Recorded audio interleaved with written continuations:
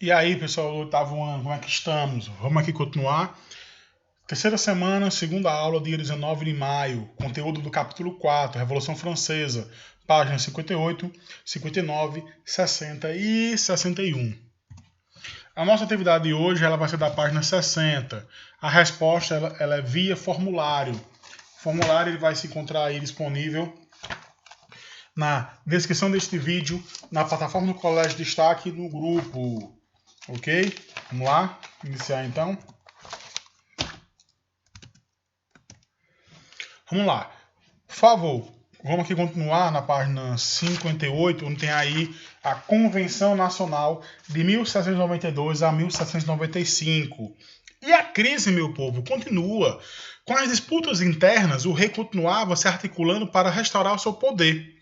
Foi decretado guerra à Áustria, mas a intenção era criar mais instabilidade para, desta forma, usar a guerra como pretexto e voltar a ter os poderes absolutistas. Então o rei ele se articula para criar essa guerra aí, para se ele agravando a crise e ele sendo uma figura nacional, ele retornaria ao poder. Só que aí deu errado o plano, né?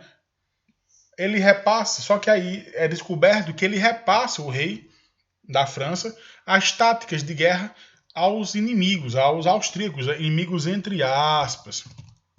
Então o rei é descoberto, ele tenta fugir, ele é reconhecido na fuga dele, preso e condenado à morte por decapitação, ele é guilhotinado, ok? Então aí, após a morte do rei, por conta desse autogolpe que ele tentou fazer, é criada a primeira república da França, com a nova Assembleia, certo? Só que mesmo com esse novo governo, um governo republicano, a radicalização ela só aumenta, ok? Mas tivemos alguns avanços com a Constituição Republicana. Vamos aí, por favor, para a página 59.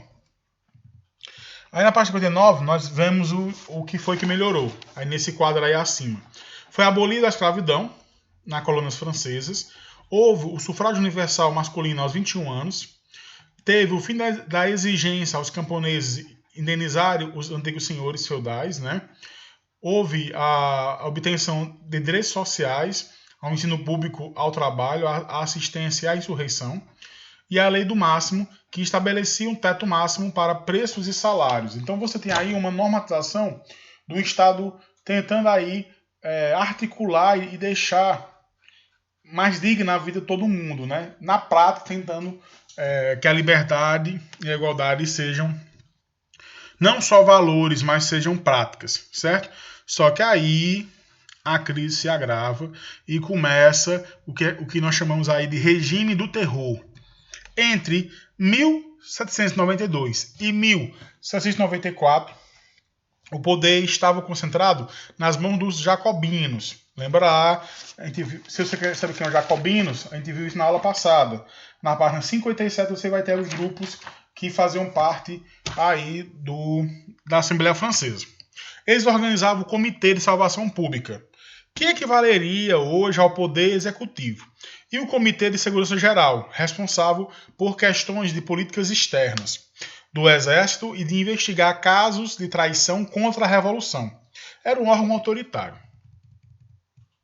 Por favor, leiam aí o texto da página 59, ok? Que é o França Revolucionária.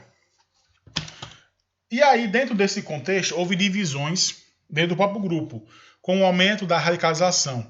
Alguns grupos pediam a redução da violência e mudanças no processo de revolução, e outros grupos eram liderados por Danton, por exemplo, ele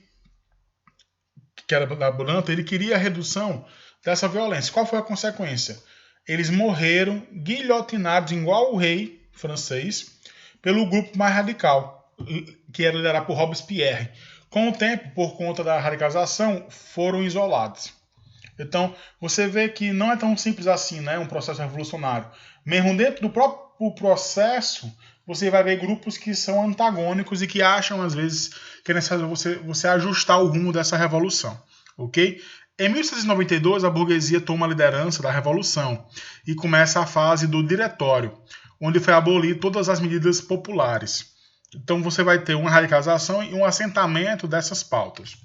O diretório, que é aí na página 60, ele foi de 1795 a 1799.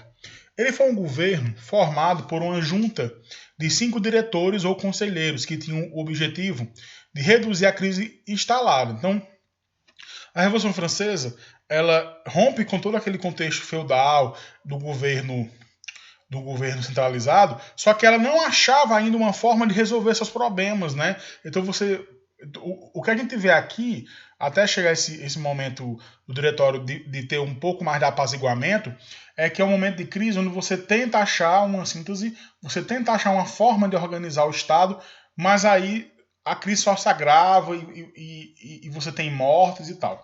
E aí, porque era uma situação complexa, né? Você tinha, de um lado, a insatisfação popular, crise econômica, ameaças de contra-revolucionária, restauradores da monarquia e movimentos de radicalização democrática, como a Conjuração dos Iguais, que condenava a propriedade privada e as desigualdades sociais entre este grupo foi duramente reprimido. Então você vai perceber aí que dentro da própria revolução você vai ter grupos que querem novamente a monarquia, você vai ter grupos que querem ainda mais radicalizar esse processo, certo?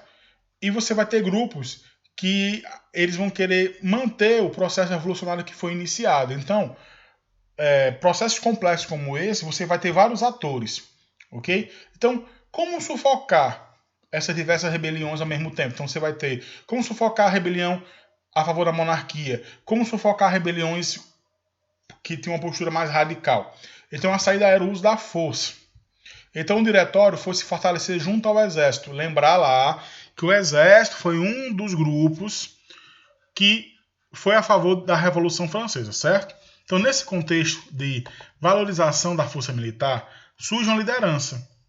Então em todo o processo radical, onde você não, onde tudo parece perdido, surge ali por necessidade de força, de ordem, figuras icônicas, que no caso aqui da Revolução Francesa é o Napoleão. Então o Napoleão, nesse contexto de crise, dá o golpe do 18 Brumário e instaura um império. Percebe como é complexo, né? A Revolução Francesa surge por conta do poder centralizado do imperador. Entra no contexto de crises, coloca uma república, coloca um governo através de conselheiros, e para voltar a ter uma certa estabilidade, a alternativa é apostar novamente em uma liderança forte, em uma liderança centralizada. Então, é o que o governo Napoleão é chamado de governo de consulado. Ele vai ter ideias burguesas, né, de revolução, como o predomínio social e político deste grupo. Certo? Galera, então para a gente poder encerrar aqui, façam uma tarefa, releiam aí o texto. Se puder aí, reveja o vídeo. Mas eu acho que o mais importante de entender é cada fase dessa, que a gente viu hoje, né? Que é a Convenção Nacional, o regime do terror, o diretório, certo? Esse contexto e entender como isso é complexo e você vai ter várias vertentes, vários atores aí envolvidos, ok? Foi boa, obrigado e até a próxima. E boa prova!